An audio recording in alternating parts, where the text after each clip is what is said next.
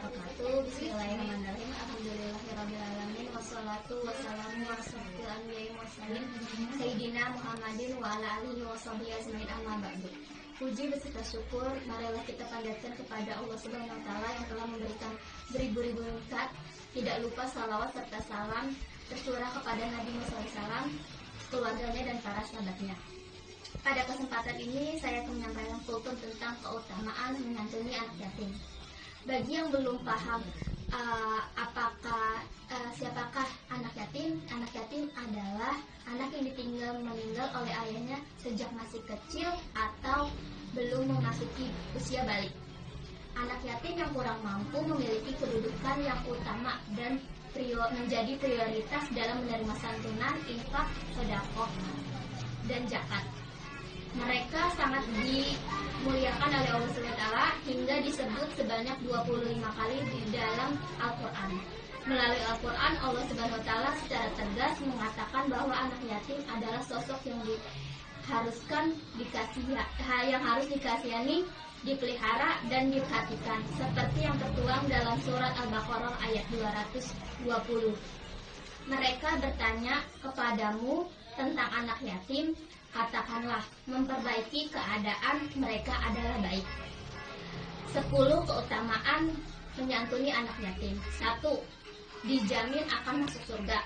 Surga menjadi impian semua orang.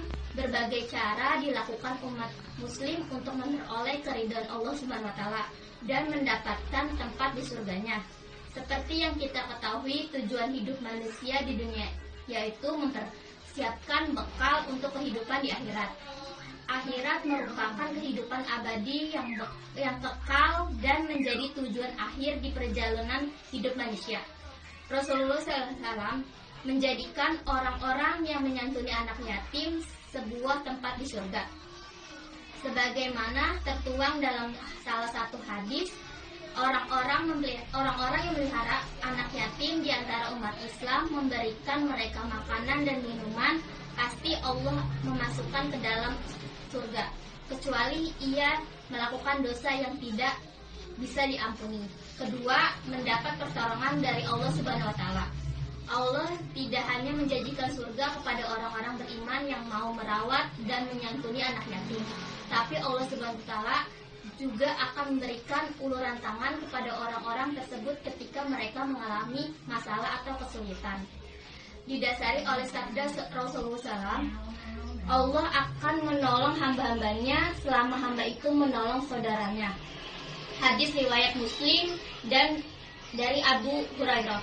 Ketiga, terhindar dari siksa di akhirat. Siksaan di akhirat tidak seperti di dunia, yang mana siksaan tersebut sangat pedih dan menyakitkan. Tentunya setiap orang tidak merasakan siksaan tersebut.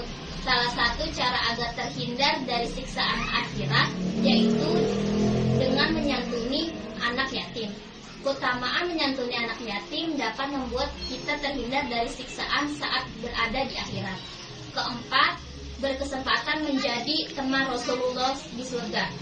Kelima, mendapat gelar abror atau orang yang taat kepada Allah Subhanahu wa taala. Diberikan gelar oleh sesama manusia menjadi salah satu kehormatan bagi kita.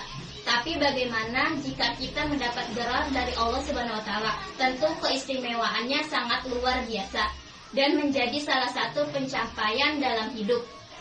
Keenam, sebagai amal untuk bekal di akhirat. Pasti semua orang sudah tidak asing dengan kalimat pepatah apa yang kita tanam akan kita tuai, yang didapat digambarkan. Tentang apa yang kita perbuat selama di dunia akan diganjar di akhirat nanti. Baik perbuatan baik maupun buruk akan mendapat balasan yang setimpal. Menyantuni anak yatim dapat diibaratkan sebagai investasi amal untuk bekal di akhirat. Ketujuh, terhindar dari golongan pendusta agama.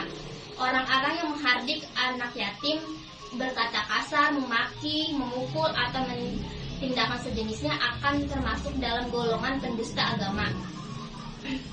Kedelapan, dilembutkan hatinya. Tidak semua orang memiliki hati yang lembut. Ada juga sebagian yang sangat keras hatinya, sehingga mereka sulit menerima nasihat dan menerima kebaikan dari orang lain. Orang-orang berhati keras dianjurkan menghasini dan menyantuni anak yatim. Kesembilan, mendapatkan pahala yang berlipat. Keutamaan menyantuni anak yatim selanjutnya akan mendapatkan pahala yang berlipat-lipat dari Allah Subhanahu wa taala. Pahala tersebut tidak hanya diberikan kepada kita, tapi juga dapat bermanfaat untuk orang lain. Bila dilakukan dengan penuh keikhlasan dan hanya mengharapkan ridho dari Allah Subhanahu wa taala.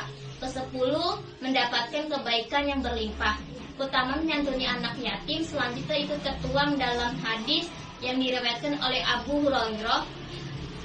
Barang siapa mengusap kepala anak yatim piatu, laki-laki atau perempuan, karena Allah adalah bagian setiap rambut yang diusap dengan tangannya itu terdapat banyak kebaikan.